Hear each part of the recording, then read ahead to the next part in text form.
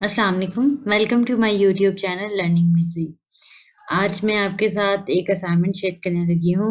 Macro economics eco 403 जो है उसकी असाइनमेंट नंबर 1 है सेमेस्टर फॉल 2024 की। इसकी ड्यू डेट जो है वो 7 नवंबर है। 10 नंबर की ये टोटल असाइनमेंट है। चलिए अब इसके क्वेश्चन की तरफ आते हैं। द केस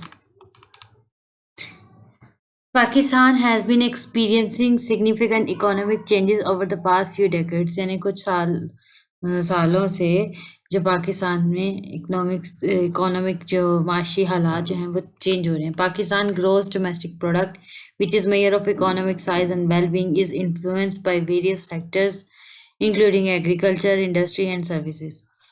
तो वो सब कुछ चेंज हो रहा है। In the early 2000 Pakistan experience a period of robust economic growth with GDP growth rates averaging around 6 to 8% annually.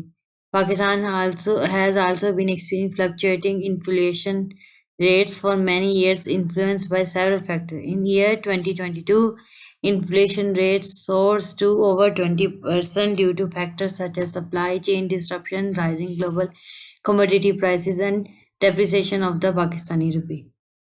तो पाकिस्तानी करेंसी के गिरने की वजह से और ओवरऑल प्राइस हाइकिंग की वजह से महंगाई का शिकार रहा है पाकिस्तान। अब हम आते हैं अपने क्वेश्चन की तरफ। रिक्वायरमेंट क्या है?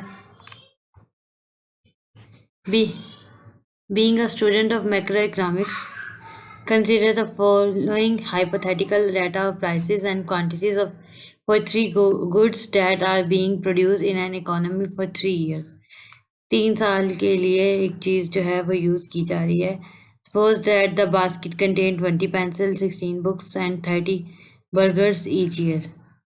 यानी उसमें क्या है, 20 पेंसिलें 16 बुक्स हैं 3 बर्गर हैं और 30 बर्गर्स हैं। अब हमने जो एक बास्केट है उसकी 2021 में प्राइसेस ये थी, पेंसिल बुक और बर्गर की 2022 में ये थी और 2023 में ये वाली नीचे वाली थी। देख लें चेंजेस आ रही है, महंगाई होती जा रही है। तो अब हमने क्या करना है, इनमें से क्या निकालना है? Compute the cost of basket of goods.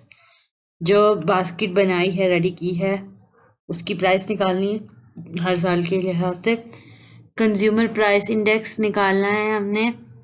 और C part inflation rate for the year 2022 and 2023।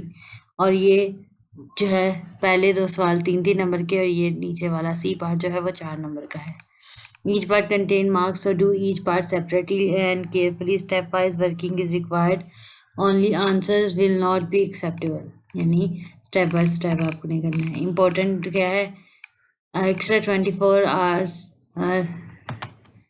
24 extra grace period after due date is usually available to overcome uploading difficulties.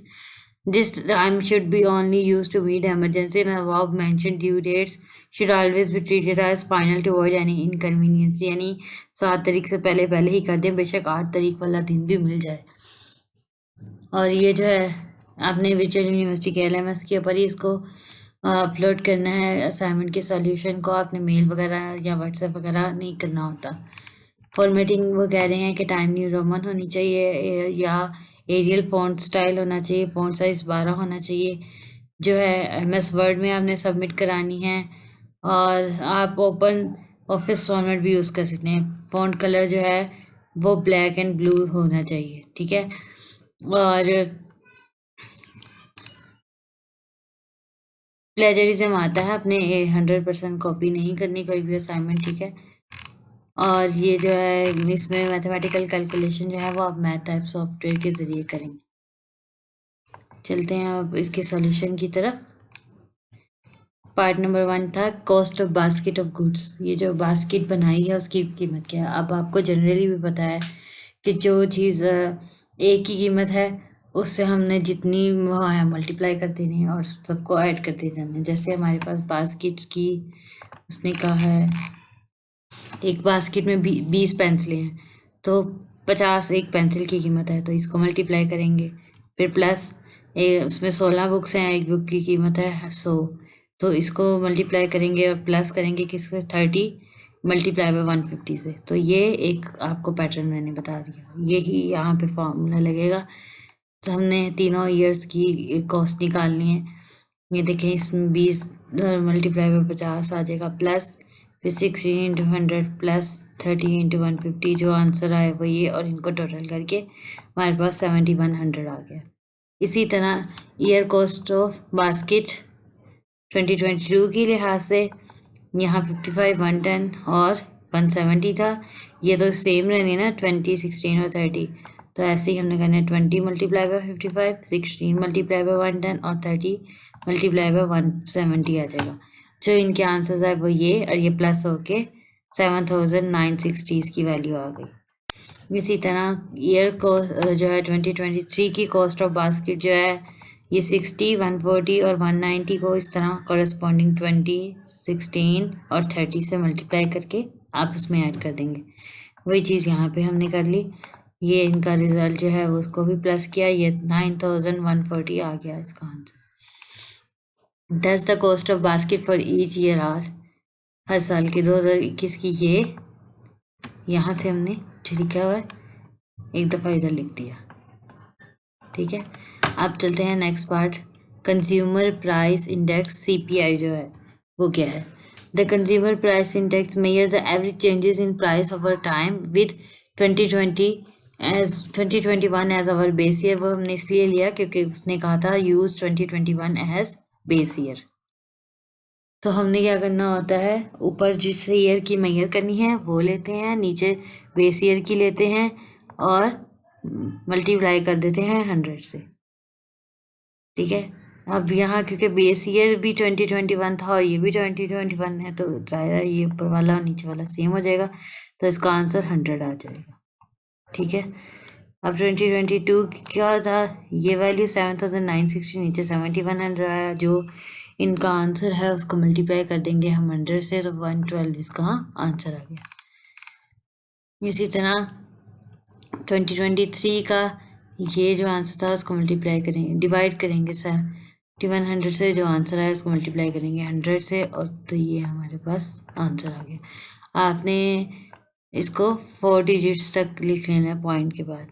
तो यहाँ से अगर आप 4 डिजिट तक लिखेंगे तो राउंड ऑफ करेंगे, ये 4 आ जाएगा यहाँ पे, 7324। ठीक है, so the CPI values are, ये इकट्ठा टोटल दोबारा लिख दिया।